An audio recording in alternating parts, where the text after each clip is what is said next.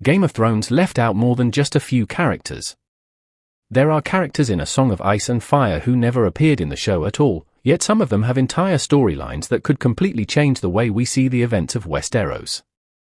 Some were connected to the Targaryens, others were involved in the struggle for the Iron Throne, while others were sent on dangerous missions that eventually led them to dragons, war, and death. And the most surprising part? These aren't random characters appearing in a single chapter. Some of them are POV characters, meaning we actually see major events through their eyes. So today, we're going to look at 4 important characters from the books that Game of Thrones completely left out. Before I start, I hope you'll hit the like button and subscribe to the channel. Victarion Greyjoy is one of the most dangerous characters the show never introduced. He first appears in A Clash of Kings, the second book, as one of Balon Greyjoy's brothers and the Lord Captain of the Iron Fleet. Victarion is very different from his brother Euron. He is physically powerful, extremely traditional, and a devoted follower of the drowned god. He isn't particularly interested in clever political games, he believes in strength, duty, and the old ways of the Ironborn. After Euron becomes king of the Iron Islands, he sends Victarion across the sea with a mission: find Daenerys Targaryen and bring her back to Westeros. But Victarion has his own plans. He intends to marry Daenerys himself and use her dragons to increase his own power. His journey becomes one of the strangest parts of A Dance with Dragons. He encounters the mysterious Red Priest Moqorro, obtains Euron's dragon-binding horn, and eventually reaches the waters around Meereen. He also leads the Iron Fleet into the conflict surrounding Daenerys. None of this happens in the television series. Instead, many of Victarion's functions were given to Euron, whose character was drastically simplified. By removing Victarion, the show also removed another major player competing for Daenerys, her dragons, and ultimately power in Westeros. So while the show's Euron is already dangerous, the books have another Greyjoy brother who was sailing toward Daenerys with an army and a weapon that could potentially control dragons. Quentyn Martell is perhaps one of the most tragic characters the show never introduced. He first appears in A Dance with Dragons as the eldest son of Prince Doran Martell. Unlike his sister Ayan, Quentyn is quiet, serious, dutiful, and far less charismatic. He has spent much of his life training to become a warrior and eventually becomes a knight. But Doran has a much greater plan for him.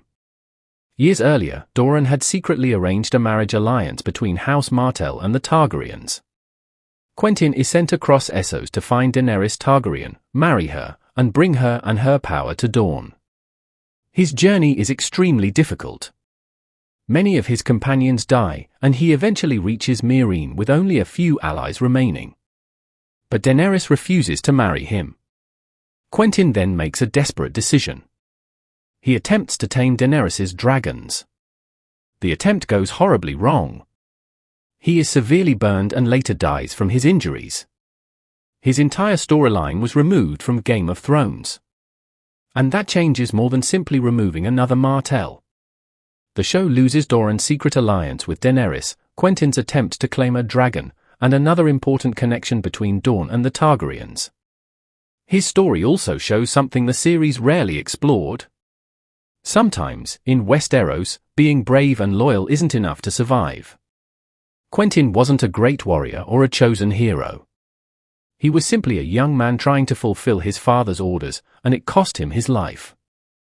Ayan Martell is the character who could have completely changed the story of Dorne. She first appears in A Feast for Crows, the 4th book, as the eldest child of Prince Doran Martell and the heir to Dorne. Ayan is intelligent, confident, politically ambitious, and much more willing to take action than her father.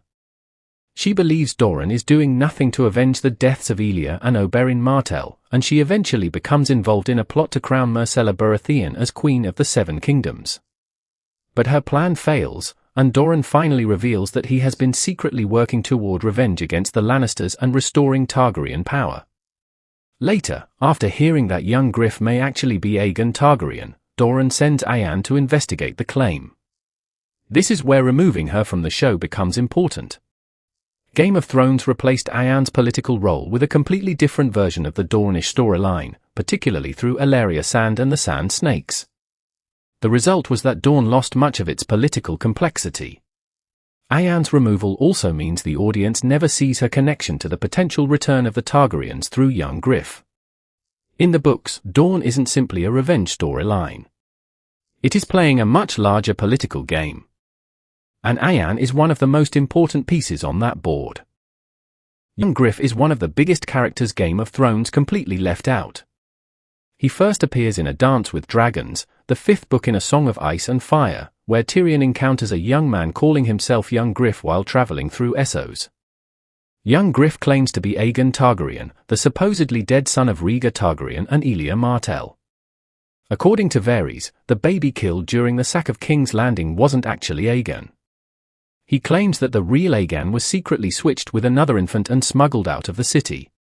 Young Griff has been raised and trained for one purpose: becoming a king. He has studied history, languages, warfare, law, and politics, while also being taught how ordinary people live. He travels under the protection of Jon Connington, one of Rhaegar's closest friends, and eventually gains the support of the Golden Company. Unlike Daenerys, who is still trying to reach Westeros, young Griff actually begins his invasion of Westeros before her. And this is where his absence changes everything. The show completely removed Aegon and the entire storyline surrounding him. This means Daenerys never has to compete with another Targaryen claimant who arrives in Westeros before her. It also removes Jon Connington, the Golden Company's original role, and an entire political threat to both Daenerys and the Lannisters. And perhaps the biggest mystery is this: is young Griff really Aegon Targaryen, or is he an imposter? The books haven't answered that question yet. And with that, today's video comes to an end. I hope you enjoyed it. Don't forget to subscribe to the channel, hit the like button, and leave a comment telling me what you think about the video.